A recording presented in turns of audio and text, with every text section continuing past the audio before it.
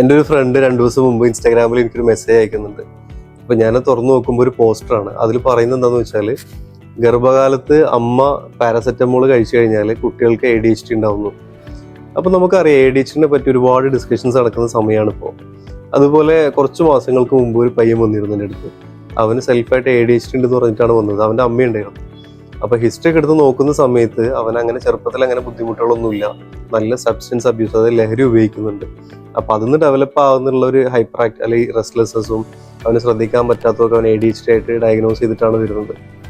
അപ്പോൾ നമ്മളിവിടെ മനസ്സിലാക്കേണ്ടത് ADHD എന്ന് പറഞ്ഞാൽ ഒരു ന്യൂറോ ഡെവലപ്മെന്റൽ ഡിസോർഡർ ആണ്. അതിൻ്റെ സിംറ്റംസ് ചെറുപ്പം മുതലേ പ്രകടമായിട്ട് തുടങ്ങും.